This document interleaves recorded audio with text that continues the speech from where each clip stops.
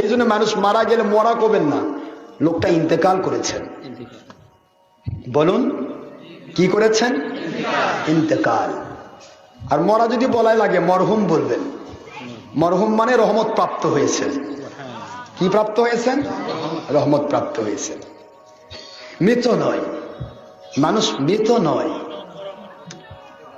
ইন্তেকাল। ইন্তেকাল করেছেন। ইন্তেকাল শব্দের অর্থ ট্রান্সফার। কি জোরে বলুন? ট্রান্সফার। বগুড়াতে ছিল পোস্টিং, ঢাকায় হলো পোস্টিং। কি বোঝেন নাকি আপনারা? বাংলাদেশের ক্ষণস্থায়ী জগতে পোস্টিং আছে, আল্লাহ পাক কুদরত থেকে কবরের স্থায়ী জগতে পোস্টিং দিয়ে দিলেন। সুবহানাল্লাহ। এর নাম মৃত্যু। এর নাম কি? এটার নাম ইন্তেকাল। খুব বোঝার চেষ্টা করবেন। ইন্তেকাল বলবেন। ইন্তেকাল করাটা আমার নবী বলেছেন বাল ইয়ান্তাকিলুন, বরং তারা ট্রান্সফার করে from temporary area to permanent area. ইয়ান্তাকিলুন আই মিন দারিল ফানা।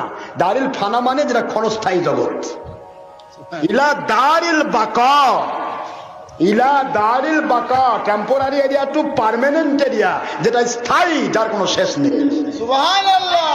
সেই জগতে আল্লাহ পাক ট্রান্সফার করে দিলেন। সুবহানাল্লাহ। হুজুর বলেন অহুম ফি কুবুরিহিম, তারা তাদের কবরের ভিতরে, বুঝতেছেন আপনারা, ইউরজাকুন, আল্লাহর পক্ষ থেকে জান্নাতি খাবার খেয়ে থাকেন।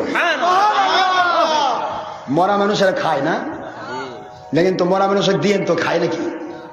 ডাব দিবেন, আপেল দিবেন, ঠিক হয়ে যায় আপেল, খায় না। মরিচ কি মরা মানুষ খায়?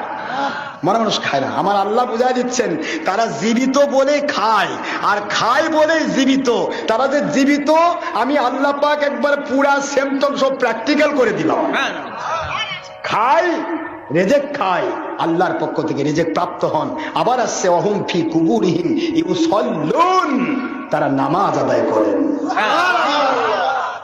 কবরের মধ্যে নামাজ আদায় করে মরা মানুষ না। আপনারা রাগ করছেন নাকি? বুখারী মুসলিমের হাদিস, বোঝেন ভালো করে।